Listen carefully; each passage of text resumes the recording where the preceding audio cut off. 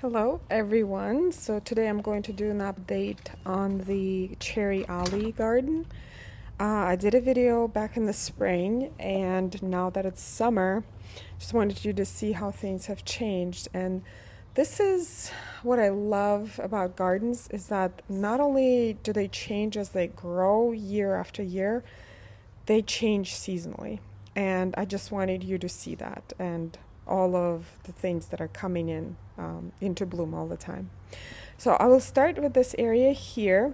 This is a little bit of a shady spot, and there's a beautiful container here with hypoestis or polka dot plant and some trailing coleus, and also brunneras that just light up this shady spot. And I can see some euphorbia here as well.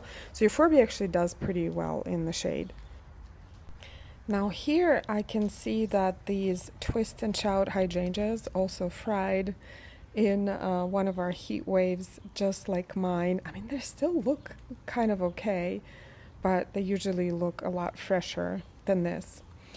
As we pan around here, there is beautiful salvia. This is one of my favorites. This is Amistad. Hummingbirds go crazy after this, and the homeowner actually said that these came back from last year. And underneath there is a combination of powwow white echinacea with snowdrift supertunias, which are just so beautiful. And as we pan around further, there are incredible hydrangeas that are kind of getting their beautiful chartreuse color that echo in the Hakinakloa grass in this walkway. The roses are not blooming. There was beautiful New Dawn rose in the previous video, and I will put that video in the description down below if you guys want to check it out.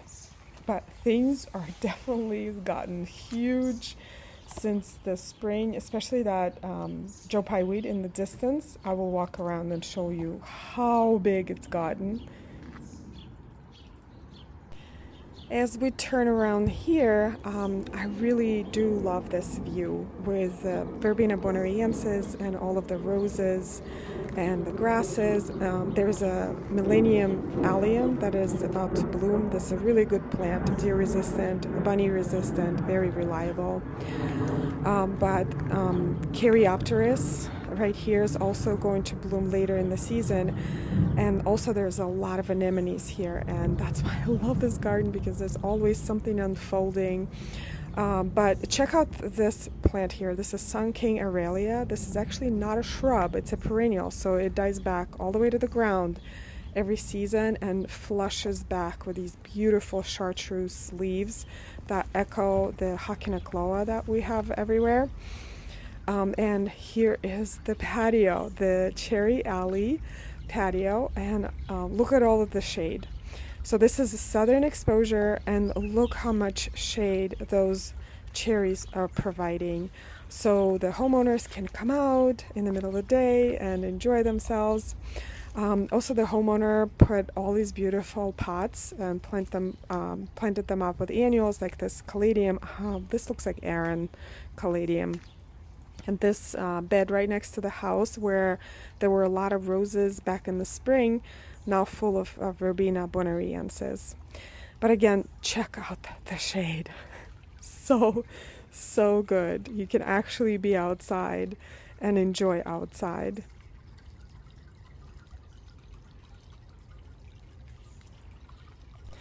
And just listen to that beautiful, gentle sound of this fountain. I love this fountain. I want one myself.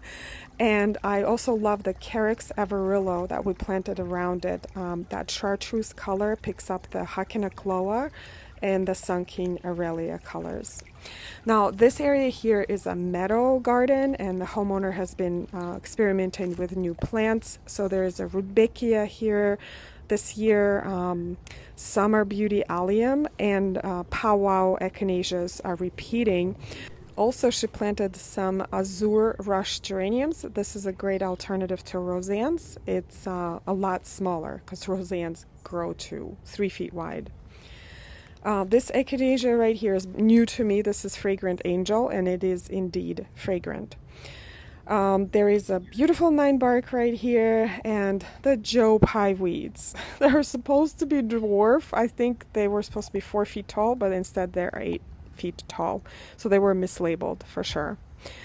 There's a quick overview of the lawn area, and this bed right here in the back that looks absolutely beautiful. The Nootka cypress is filling in. I just love, love, love that tree, and all of the beautiful plants here are doing well. This swamp milkweed, which is such a pollinator attractant, is full of bees, smells amazing, like vanilla and baby powder. I'll definitely try it in your garden. It's not as invasive as common milkweed. And there's a pinky winky hydrangea in the back there, also loved by bees. And this beautiful rose, this is Astasia Vi. You know, I'm not that much into roses, but this one is just so pretty. Now this phlox Gina, which is also a favorite of the pollinators, I have one at home. There's always a butterfly on it. There's a smokebush Winecraft Black right next to another Sun King Aurelia, and just look at this bed, full of color and texture, and just picture perfect to me right now. Let me back up a little bit and show you the other side of the cherry alley. So remember in the spring there were catmint here, and she replanted it with Hakinakloa because it's a lot shadier, and I just cannot imagine when the Hakinakloa fills in. It's going to be such a beautiful view. And look at that shade again. Look at that beautiful dining table, and middle of the day, lots of shade because of those trees. I'm so happy with how the tree alley turned out.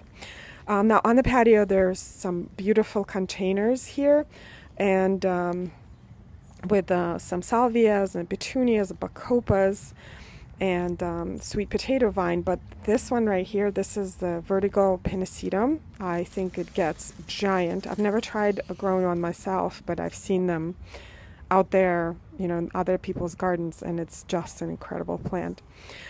For here, she planted a Cephalotaxis, actually replanted from another area to cover up the side of the stairs a little bit, and it actually worked really well. And on the stairs, there are more beautiful pots with petunias, Gara, Dichondra Silver Falls that are repeating. It's just a very, very nice look here. Another bunch of pots with petunias and gomphrenias. Lots of pollinators on these plants. And over here, there's some zinnias that were eaten by a groundhog, which is super sad. I mean, all of us as gardeners, we go through those sad things when either weather or critters do something to our garden, and there's just, you know, there's very little that can be done.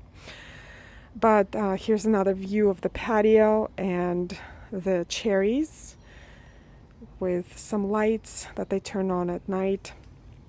And it's a wonderful entertainment space. The width of the patio is about 12 feet, and we were actually, there were a lot of compromises made in between how wide the beds should be, how big the lawn should be, and how big is the patio, because this is not a big garden, and we just wanted everybody to be happy, the kids to be happy, and the parents and their guests to be happy. But here, let me show you some beautiful hydrangeas. These are Gatsby Pink. I love this plant. There's another oak leaf hydrangea that I want in my garden. I have a few, but this is on my list. And the Joe Pye weeds. Huge, huge. We're actually probably going to rehome them somewhere and plant the shorter kind. But here there's a little seating area with more Gatsby Pink hydrangea, some elephant ears, and some more of the giant Joe Pye weeds. I mean, it's kind of magical, but it is a nuisance to, you know, walk through the jungle. Definitely shorter Joe Pye weed is preferred here. But on the way back, there's another Sun King Aurelia with Hakinakloa, again, repeating that color. And that is important in the garden to have that connection with the color and repetition in the garden. Walking back into the patio, again, because there's a lot of different spaces, the garden is small, but it seems larger because there's all these different paths and little garden rooms that you can walk through. It seems a lot larger. But I think this is it for today. I hope you guys enjoyed this garden tour once again and enjoyed seeing it in the summer, in the peak of the summer after seeing it in the spring. And thank you so much for watching this video, and I will see you in the next one.